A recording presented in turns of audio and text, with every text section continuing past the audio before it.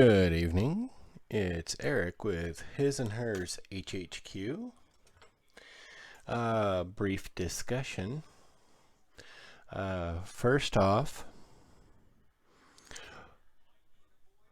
AutoWorldStore.com came through for me, and yesterday, let me fix that. Monday, I got my replacement spring in the mail. I actually got 2 of them. So this is now, well, ready for prime. I've even got the Driveshaft attached. Per the instructions, actually. But this works out. Once I have the engine done and this is ready, then when I slip the engine in, this tip will slide into the back of the transmission and everything will line up. It's kind of hard to tell, but this drive shaft is actually out of the Mobius 1972 Ford Custom. It's a short bed, and for whatever reason it had 5 drive shafts. I guess you could build many different versions, or it was just set up. Mobius was setting up to build or produce multiple versions. But anyway, this is actually 2 drive shafts. It's kind of hard to tell, but I did cut it. I cut the longer one in half, and then I took the shorter one and cut 25 millimeters out of it, and then using copper wire, beading wire for jewelry, and my handy dandy little pin vise here with this little bitty drill bit. I drilled a hole in each connecting in and got the copper wire in there, cemented in place with super glue, and then I used the Tamiya extra thin to as I pushed it together, and any seam that was left over was filled with my sprue goo, and then it was just all sanded over. So it's actually fairly smooth, but I mean, you can still see the slight imperfections, but that's okay. The point to this video is previously I discussed overcoming fear. Like the case of the Vuck here,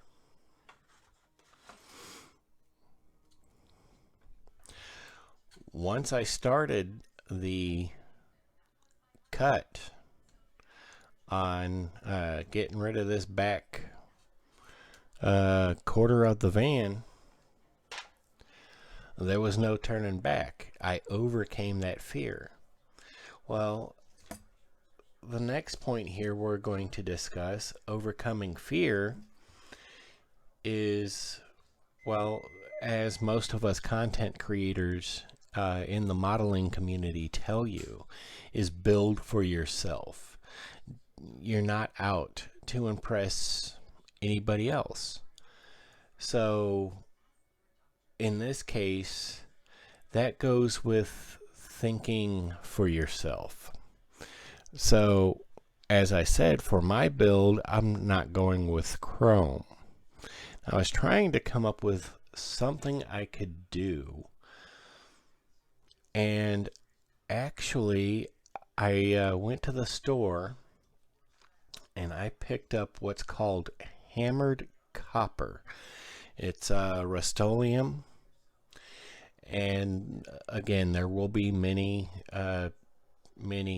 modelers that'll tell you never use the Rust-Oleum or the 2X on plastic models. But with a good primer, shot of primer, and light even coats, you can wind up with a very, very nice finish. This one just so happens to be hammered copper. The grill, both the front and back bumper are, well, I got to get the back of them, but you can see the chrome is stripped really well.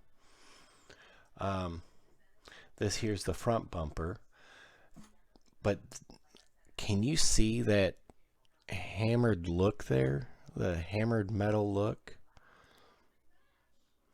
I liked that finish, and it's the first time I've actually tried one of the hammered metallic colors ever, actually. But again, thinking for myself, the way I want to go with this VUC, I needed something different and out of the box. So I'm going with the hammered copper for most of the trim, and that includes what are the exhaust pipes. Now, I don't know how well you can see this, but I spent roughly 2 hours each pipe hollowing these things out to get more realism. This one's pretty well ready to go. I'm just going to smooth up a little bit more here, and then it'll get primed and get the hammered copper, as will this one. But right here, I'm letting the join dry thoroughly, because this piece here is just that little extra wobbly there. I'm actually thinking this weird sheen that's on this, that's under the chrome, and I'm pretty sure the model companies dip the plastic in something to help the chrome adhere better. But I don't know. It's just this weird thing. I don't know. But anyway, yeah. So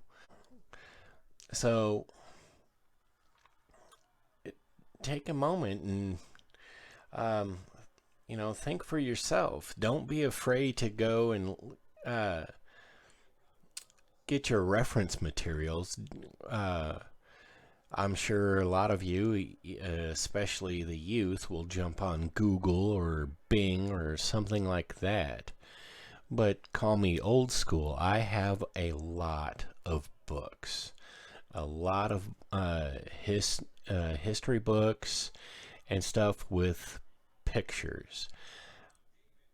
I love the idea of being able to take some of the stuff, like some of the photographs, some of the old World War II photographs, and applying or attempting to apply some of the techniques you see on the armor and the Jeeps, the burned out derelict cities, and applying that to cars and trucks in scale model form.